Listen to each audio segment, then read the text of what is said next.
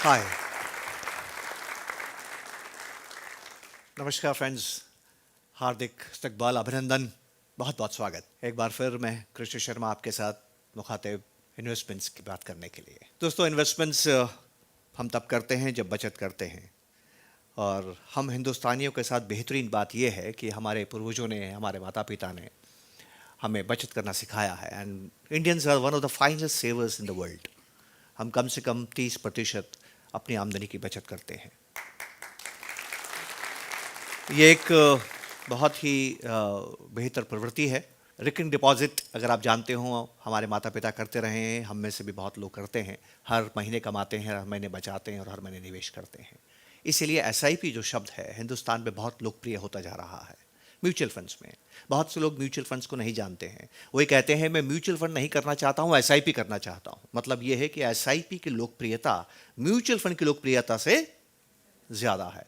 और बहुधा तो मैंने ये भी देखा है कि कुछ ऐसे इंस्टीट्यूशंस हैं जो कि म्यूचुअल फंड्स नहीं हैं, वो भी अपने रिकरिंग डिपॉजिट, जैसे रिकरिंग डिपॉजिट्स मतलब हर महीने निवेश करने की योजनाओं को एसआईपी कह के लोगों को बताया करते हैं। हमें एसआईपीज़ क्यों करनी चाहिए? खासकर इक्विटी म्यूचुअल फंड्स में एसआईपीज़ क्यों करनी चाहिए? एसआईपीज़ अगर आप बॉन्ड फंड में करते हैं, एसआईपी अगर आप इनकम फंड में करते हैं, तो उनका चलन, प्रवृत्ति, प्रकृति वैसी ही होती है जैसे रिकरिंग डिपॉजिट की जैसी होती है। विचलन बहुत कम होता है, उतार चढ़ाव बहुत कम होता है। पर यहाँ पर हम स्पेसिफिकली बात करेंगे कि एसआईपीज़ इक्विटीज़ म्यूचुअल फंड में क्यों ज़रूरी है। Why SIPs? देखिए, हमारे अंदर एक बुनियादी हमारा एक इमोशन है, एक हमारी भावना है दोस्तों, जिसको हम फियर कहते हैं। और ये जो डर है, ये डर एक ऐसी स्थिति को निर्मित करता है जहां पर हम अनविलिंग हो जाते हैं इक्विटीज को रखने के लिए। अगर हम ले भी लेते हैं, बहुत बार बहुधा ऐसे इन्वेस्टर्स आपको मिले होंगे, आप हो सकता है आपने स्वयं ने ऐसा किया होगा कि आपने इक्विटी इन्वेस्टमेंट्स किए हैं और इक्विटी इन्वेस्टमेंट्स करने के बाद में आपकी इच्छा हो गई कि मैंने गलत जगह निवेश कर दिया, मुझे यहाँ पर नहीं आना चाहिए। बहुत से लोग तो मैंने देखे हैं, 2008 के अंदर मैंने देखा, 2000 में देखा, 1992 में देखा, गंगा जल हाथ में ले लेते हैं, दोबारा इक्विटीज़ में नहीं आएंगे क्योंकि ऐसा नुकसान उनको हो जाता है। तो अनविलिंगनेस टू होल्ड इक्विटीज़ क्यों होता है? फियर की वजह से होता है। आइए, ये फियर क्यों होता है, ये फियर क्या है, इसको हम समझने की थोड़ी सी कोशिश करते हैं। बेंजामिन ग्राहम, जो कि वॉरेन बफेट जिन्हें अपना गुरु मानते हैं, वो बहुत खूबसूरत बात कहते हैं कि इन्वेस्टर का सबसे बड़ा दुश्मन वो स्वयं है। तो अगर हम स्वयं को समझ गए, स्वयं की भावना को समझ गए, तो हम बेहतरीन निवेशक बन सकते हैं। और इसमें से एक भावना जो फियर है, ये हमें कैसे निवेश करने से रोकती है या हमें निवेश में नुकसान लेके आती है। आइए हम थोड़ा इसको समझने की कोशिश करते हैं। और ये फियर क्यों होता है, कहाँ से निकलता है, किस प्रकार से निर्मित होता है? इसका एक कारण तो ये है कि हम एफोफेनिक हैं। एफोफेनिक का मतलब ये होता है कि इंसान पैटर्न्स को ढूंढता है। उसको तेजी में तेजी नजर आती है और मंदी में मंदी नजर आती है। इससे एक एक्सपेक्टेशंस निर्मित होती हैं। वो एक्सपेक्टेशंस क्या हैं, एक उदाहरण के जरिए दोस्तों हम जानने की कोशिश करते हैं। आप देखिए कि फॉलिंग मार्केट सिनेरियो में आपको डर कैसा लगेगा। बाजार गिर रहा है, सेंसेक्स गिर रहा है, निफ्टी गिर रहा है, तो आप क्या करेंगे? गिरते निफ्टी में आप क्यों नहीं खरीद पाते हैं? क्यों नहीं खरीद पाते हैं? आपको लगता है कि निफ्टी अभी अभी मान लीजिए 10,000 है और 10,000 से गिर के 9,000 हो जाएगा, क्योंकि 9,500 तो हो गया है, तो 10 से 9,500 हुआ है, गिर रहा है, तो आप एफोफेनिक है। एफोफेनिक मतलब पैटर्न बना रहे हैं। आप देख रहे हैं कि गिरता हुआ पैटर्न है, तो आपको डर लगता है कि अगर मैंने 9,500 में खरीद लिया और अगर ये 9,000 में चला गया तो मुझे नुकसान हो जाएगा। तो फियर ऑफ बाइंग एक्सपेंसिव। गिरते बाजार में आपको डर लगता है कहीं मैं महंगा नहीं खरीद लूं। ध्यान से समझेंगे इस बात को, कहीं मैं महंगा न खरीद लूं। अब देखिए बढ़ते मार्केट में क्या होता है। बढ़ते मार्केट में निफ्टी 10,000 है, 10,000 से बढ़ के 10,500 होता है। आपको एफोफेनिक नेचर आपको ये बोलता है कि पैटर्न को देखिए। आप पैटर्न देखते हैं कि इंडेक्स बढ़ रहा है, 10,000 से 10,500 हो गया। आपको डर लगता है कि अगर 10,500 में मैंने नहीं खरीदा तो 11,000 में खरीदना पड़ेगा। मैं महंगा ना खरीदूं इसलिए अभी खरीद लूं। दोनों ही स्थितियों में आपको डर लगता है और उस डर से बचने के लिए आप बढ़ते बाजार में खरीदते हैं और गिरते बाजार में नहीं खरीदते हैं। ऐसी एक मजेदार घटना इकोनॉमी में घटती है।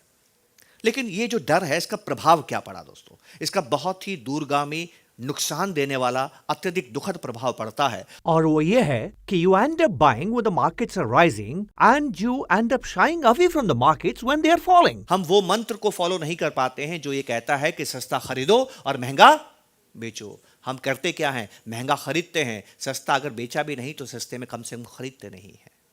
राइट? ऐसा ही इकोनॉमी में भी होता है। इकोनॉमी में कैसा होता है, ध्यान से इस बात को समझिएगा। हम थोड़ा समझने की कोशिश करते हैं कि ऐसा क्यों होता है, इसका कारण क्या है और इसके प्रभाव हमारे ऊपर क्या पड़ते हैं। दोस्तों देखिए, आपको मैं एक काल्पनिक विकल्प देता हूं। आप कार खरीदना चाहते हैं, ठीक है, और आप कार खरीदना चाहते हैं और आपको कार खरीदनी है 1 महीने के बाद में। 1 महीने के बाद में कार खरीदनी है। आप मेरे घर में आते हैं और मुझे निमंत्रित करते हैं कि भैया पार्टी में आइएगा। मैंने कहा क्यों? कि 1 महीने बाद मैं कार खरीद रहा हूँ। भाई क्यों खरीद रहे हो? कि बीवी की जन्मदिन है, बीवी को गिफ्ट करना है, बहुत बेहतरीन मौका है, मैं ज़रूर आऊँगा, ऐसा मैं आपसे कहता हूँ। पर मेरे पास एक सूचना है, और सूचना ये है कि जो वो कार खरीदना चाहता है, इस कार की कीमत 1 महीने के बाद 25,000 रुपये से बढ़ जाएगी। मतलब कार महंगी हो जाएगी, ठीक है। ये मैं सूचना मेरे दोस्त को देता हूँ, या आप मेरे दोस्त हैं, आपको मैं ये सूचना देता हूं कि महीने भर बाद जो आप कार खरीद रहे हैं, उस कार की कीमत अगले 5 दिन के बाद में 25,000 रुपये से बढ़ जाएगी। आप क्या करेंगे? आज खरीद लेंगे। देख रहे हैं क्या हो रहा है? अगर आपके मन में ये भावना आ गई कि आगे भाव बढ़ेंगे, तो आपको प्रेरणा क्या मिलेगी? अभी खरीद लो। इसको उल्टा करते हैं। आप मेरे घर में आते हैं और मुझसे कहते हैं कि परसों मेरे वाइफ का जन्मदिन है, उसको मैं कार गिफ्ट कर रहा हूं, आप पार्टी में जरूर आइएगा। मैं आपसे पूछता हूं कौन सी कार खरीद रहे हैं? आप बताते हैं कि एक्स कार खरीद रहा हूं। मेरे पास सूचना है और मैं आपको सूचना देता हूं कि जो कार तुम परसों खरीद रहे हो, इस कार की कीमत अगले महीने 25,000 कम हो जाएगी। अब आप क्या करेंगे? टाल देंगे। देख रहे हैं बाजार में क्या हो रहा है? इसीलिए जीएसटी आने से पहले आपको बताया गया था, अभी खरीद लो, फ्रिज कीमतें बढ़ जाएंगी, अभी खरीद लो, एसी कीमतें बढ़ जाएंगे। एफोफेनिक नेचर, ठीक है ना। ये नेचर कंज्यूमर, बेसिकली हम कंज्यूमर हैं दोस्तों, हम लोग कंज्यूमर हैं। इन्वेस्टर हम सीख के बनते हैं, नेचुरल इन्वेस्टर नहीं है। सेवर्स तो बन सकते हैं नेचुरल, लेकिन नेचुरल इन्वेस्टर्स नहीं है। इन्वेस्टिंग हमें सीखना पड़ता है। जब हम इन्वेस्टिंग करते हैं तब भी हम कंज्यूमर के जैसे बिहेव करते हैं। हमारे अंदर एक्सपेक्टेशन क्या है, उस एक्सपेक्टेशन से हम बिहेव करते हैं। और जब हमसे गलतियां होती हैं, तो गलतियां होने पर 3 नुकसान होते हैं। पहला नुकसान तो ये होता है कि हमें लॉस से घृणा हो जाती है। अरे भैया, इक्विटी मार्केट में आए, हमारे आने के बाद बाजार गिर गया, नफरत हो जाती है। दूसरा है शॉर्ट टर्म, हम थोड़े समय के लिए ही सहन कर पाते हैं। इंसान की सबसे बड़ी कमजोरी है कि उसे दर्द सहन नहीं होता, और लॉस होना, फाइनेंशियल लॉस होना तो प्राण जाने जैसा है। वो सहन कैसे होगा? वो थोड़ी देर तक मेहनत करता है, फिर वो भागने लगता है। और तीसरा है रिग्रेट, हमें पश्चाताप होता है कि मैंने गलत फैसला ले लिया। इसलिए जब आपको पश्चाताप होता है कि आपने गलत फैसला ले लिया, तो आगे वो फैसला आप ले ही नहीं पाते हैं। क्या कोई तरीका है कि मैं इससे बाहर निकल जाऊं? क्या कोई तरीका है? हाँ, इसका तरीका यही है कि अनुशासित बनिए, एसेट एलोकेशन कीजिए, और इक्विटी इन्वेस्टिंग प्रोबेबिलिटीज पे काम करती है दोस्तों। प्रोबेबिलिटी को समझिए। अगर हम प्रोबेबिलिटी समझ गए तो हम कर पाएंगे। और ये प्रोबेबिलिटी क्या होती है? ये तब निर्मित होती हैं, तब स्थापित होती हैं, तब साबित होती हैं जब आप लंबे समय के लिए उस काम को करते हैं। संभावनाएं लंबे समय पर काम करने पर स्थापित होती हैं। आइए इसको एक एग्जाम्पल से समझने की हम कोशिश करते हैं। ये एग्जाम्पल बहुत सिंपल सा एग्जाम्पल है। मैं आपको एक खेल खेलने के लिए न्योता देता हूं, और खेल बहुत सिंपल है कि मैं एक सिक्का उछालूंगा, हेड आने पर आपको 200 रुपये दूंगा, टेल आने पर आपसे 100 रुपये लूंगा, ठीक है। आप ये खेल मेरे साथ खेलना चाहेंगे? यस। क्यों? अगर टेल हो गया तो क्या होगा? 100 रुपये का नुकसान हो गया। और टेल आने की संभावना कितनी है? 50%। तो बताइए, खेल खेलना चाहिए? क्या हम जुआरी हैं सभी यहाँ पे? क्या आप इस बात को मानेंगे कि हम गैम्बलर हैं? तो अगर आप खेलेंगे तो क्या हो जाएंगे? जुआरी हो जाएंगे। तो ये खेल खेलना चाहिए कि नहीं खेलना चाहिए? नहीं खेलना चाहिए। हम लोग जुआरी नहीं हैं। पर मजेदार बात देखिएगा दोस्तों, हेड आने पर 200 रुपए मिलेंगे और टेल आने पर 100 रुपए जाएंगे। ये जुआ है, लेकिन इसी खेल को अगर हम 100 बार खेलेंगे तो बताइए क्या होगा? ये हो गया लॉन्ग टर्म। शॉर्ट टर्म का मतलब है एक खेलना, लॉन्ग टर्म का मतलब है बार बार खेलना, ठीक है ना। शॉर्ट टर्म का मतलब क्या होता है कि वहां प्रोबेबिलिटी स्थापित नहीं होती है, लॉन्ग टर्म में प्रोबेबिलिटी स्थापित होती है। यही जुआ जो कि शॉर्ट टर्म में जुआ है, अगर मैं लॉन्ग टर्म खेलता हूं तो अगर मैं 100 बार सिक्का उछालूंगा तो बताइए हेड कितनी बार आएगा? 50 बार हेड आएगा। तो 50 टाइम्स हेड आया तो हर बार आपको 200 रुपये मिले, मतलब आपने कितना पैसा कमाया? 10,000 रुपये कमाए। और 50 बार क्या आएगा? टेल आएगा। आपको कितना पैसा देना पड़ा? 5,000। आपने कमाया कितना? 5,000। बताइए, आपने कमाया पैसा कि गंवाया पैसा? क्या ये जुआ है? अब ये जुआ नहीं है। जो जुआ था वही इन्वेस्टमेंट बन गया, क्योंकि आपने प्रोबेबिलिटीज पे काम किया, संभावनाओं पे काम किया दोस्तों। तो जब आप निवेश करते हैं जब भी आप इक्विटी मार्केट में, जब भी आप इक्विटी में निवेश करते हैं, लॉन्ग टर्म इन्वेस्टर बनिए, संभावनाओं को एक्सप्लॉइट कीजिए। और संभावनाएं आपने देखी है, आपने इस हिंदुस्तान में देखा है कि ये बाजार 35 सालों में 100 से बढ़ के 35,000 के आसपास गया। गिरता पड़ता है, लेकिन गिरता पड़ता भी आगे हमें बढ़ता है। इस तरीके को दोस्तों हम SIPs कहते हैं। यही सिस्टमेटिक इन्वेस्टमेंट प्लान है। सिस्टमेटिक इन्वेस्टमेंट प्लान आपकी भावनात्मक कमजोरियों को दूर करने का सबसे सरल उपाय है दोस्तों, बेहतरीन उपाय है दोस्तों। ये आपको एवरेजेस करता है, आपकी कॉस्ट को कम करता है, आपकी प्रोबेबिलिटीज को स्थापित करता है और आपको लॉन्ग टर्म इन्वेस्टर बनाता है। ये सबसे खूबसूरत बात है। और आप ये देखिए कि इसके अंदर आपको शेयर मार्केट को समझने की ज़रूरत भी नहीं है, केवल ये समझने की ज़रूरत है कि हिंदुस्तान आगे बढ़ रहा है, हमारी आमदनी बढ़ रही है, हमारे खर्चे बढ़ रहे हैं, कंपनी के मुनाफे बढ़ रहे हैं। आखिर में अंततोगत्वार सेंसेक्स बढ़ेगा और गिरते गिरते पड़ेगा तो मुझे ज़्यादा फायदा होगा। कैसे फ़ायदा होगा? बहुत जल्दी से देखिए, एक तस्वीर में मैं आपको दिखाता हूँ। आपने जनवरी से लेकर दिसंबर तक इन्वेस्टमेंट किया, हर महीने आपने 5,000 रुपये का निवेश किया। एवरेजेस कैसे बनाता है ये? हर महीने आपने 5,000 रुपये का निवेश किया, जिस दिन भी आपने निवेश किया उस दिन ये भाव था, NAV ये थी, तो आपको इतनी यूनिट्स मिल गई।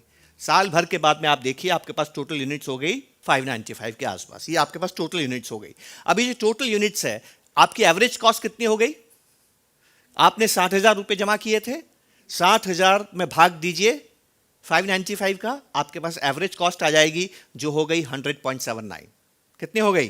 100.79।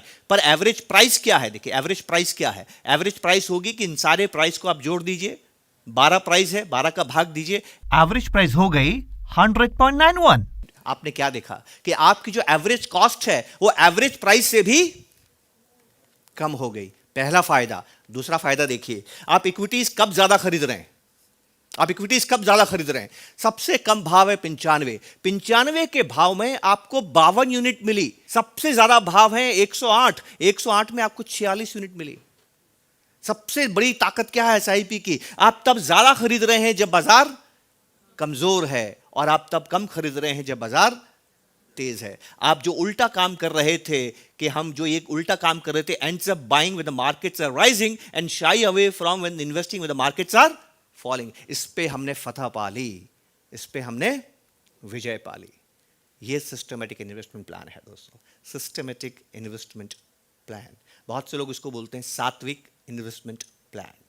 शांति देता है, मानसिक शांति देता है। बहुत से लोग बोलते हैं स्लीप इन पीस, सो जाइए, आराम कीजिए लंबे समय के लिए। ये बढ़ता हुआ हिंदुस्तान, बढ़ता इक्विटी मार्केट आपको बहुत बेहतरीन रिटर्न कमा के देने की क्षमता रखता है। SIPs क्या करती हैं? SIPs 3 काम करती हैं। आपके प्रोसेस को ठीक करती हैं, आउटकम से आपका ध्यान हटाती हैं, आउटकम से ध्यान हटाती है। ये सबसे जबरदस्त बात है। मतलब ये है कि आप गीता को अनुसरण करते हैं। गीता क्या कहती है? कर्मण्येवाधिकारस्ते मा फलेषु कदाचन, कर्म करो, फल की चिंता मुझ पे छोड़ दो। तो SIP में क्या होता है? बाजार कहता है हर महीने निवेश करो, रिटर्न की चिंता देश पे और बाजार पे छोड़ दो। देश आगे बढ़ रहा है, रिटर्न आपके लिए अच्छा ही होगा। Odds are in your favour. Odds आपके फेवर में क्यों हैं? क्योंकि हमारी आमदनी बढ़ रही है, हमारे खर्चे बढ़ रहे हैं, और हमने देखा है कि ज्यादातर बाजार बढ़ता है अगर हम ऐतिहासिक दृष्टि से देखें। और तीसरी चीज है understanding the role of time. जितना लंबा समय देंगे, 100 बार खेलेंगे तभी यह स्थापना होगी, 2 या 3 बार खेलेंगे तो यह स्थापित नहीं होगा। प्रोबेबिलिटीज तभी साबित होती हैं जब आप लंबे समय के लिए किसी कार्य को आप करते हैं दोस्तों। ये एक सबसे खूबसूरत बात है। फाइनल वर्ड में आपसे ये कहना चाहूंगा कि अगर आपके निवेश करने के बाद बाजार बढ़ जाता है, इसका ये मतलब नहीं है कि आपने सही काम किया है, आप सिर्फ किस्मत वाले हैं। और अगर इन्वेस्टमेंट किया है इक्विटी म्यूचुअल फंड्स में और उसके बाद में बाजार करके आपको नुकसान हो जाता है, इसका यह मतलब नहीं है कि आपने खराब काम किया है। इसका मतलब सिर्फ यह है कि यह वक्त आपके लिए ठीक नहीं है। आउटकम क्या है वो आपको नहीं देखना है, आपको प्रोसेस ठीक रखना है। प्रोसेस ठीक रखेंगे, जो व्यक्ति सही प्रोसेस को फॉलो करता है, अंत में दोस्तों विजय उसकी होती है।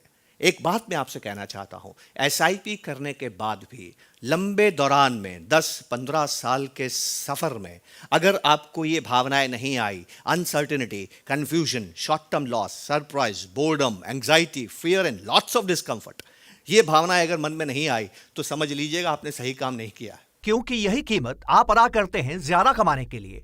आप SIP के जरिए, इक्विटी म्यूचुअल फंड के जरिए बेहतर रिटर्न कमा सकते हैं। उस एडिशनल रिटर्न की कीमत क्या है? यही तो है, यही डिस्कम्फर्ट तो है। ये डिस्कम्फर्ट वोलेटिलिटी से आता है। एसआईपी आपको इस डिस्कम्फर्ट से दूर करती है, क्योंकि आप बाजार को रोजाना नहीं देखते हैं, बार बार नहीं देखते हैं, उतार चढ़ाव से नहीं घबराते हैं। आप सिर्फ मन की शांति रखते हुए एक डिसिप्लिन मैनर में हर महीने निवेश करते हैं। दोस्तों, इसी डर को भगाने के लिए, इसी डर को काबू में करने के लिए, और आप बाजार के अच्छे अनुपम मौक़ों से दूर न रह जाएं, इक्विटी म्यूचुअल फंड्स ने एसआईपी जैसे इन्वेस्टमेंट को पकड़ा है। एक आखिरी बात, अपनी बात खत्म करने से पहले एक बहुत अच्छे शोध के बारे में बात करूंगा मैं आपसे। ये शोध निजात सुहन साहब ने किया है, प्रोफेसर साहब हैं। इन्होंने 1963 से लेकर 2004 के बाजार का शोध किया है, यूएस के मार्केट का शोध किया है, और ये कहते हैं कि इतने सालों में, कितने साल हो गए ये, 40 सालों में, 40 सालों में वहां के बाजार ने 11% का रिटर्न दिया। पर इन 40 सालों में जो 90 सबसे अच्छे दिन थे, उन 90 सबसे अच्छे दिन को आप निकाल दें तो ये रिटर्न जो 11% का रिटर्न था, ये गिर के 3% हो जाता है। इसका मतलब क्या हुआ? आपको हमेशा बाजार में बने रहना है। जो लोग आते जाते रहते हैं, एसआईपी शुरू करते हैं, बंद करते हैं, एसआईपी शुरू करते हैं, बंद करते हैं, ये कार्य किया तो एसआईपी भी आपको कामयाबी की मंजिल तक नहीं पहुंचा पाएगी दोस्तों। तो आपके ग्रीड, आपकी फियर, आपका डर, आपका लॉस एवर्जन, आपकी भावनाएं, आपकी मानसिक स्थिति, इन सबको नियंत्रित करने का अनुपम साधन को बोलते हैं systematic investment plan. Mutual fund के सिस्टमेटिक इन्वेस्टमेंट प्लान के जरिए आप हिंदुस्तान के बढ़ते इकोनॉमी, जो fastest growing economy in the world है, उसमें सहभागी बन सकते हैं दोस्तों। आपने वक्त दिया, इसके लिए बहुत बहुत शुक्रिया। नमस्कार। Thank you. Thank you.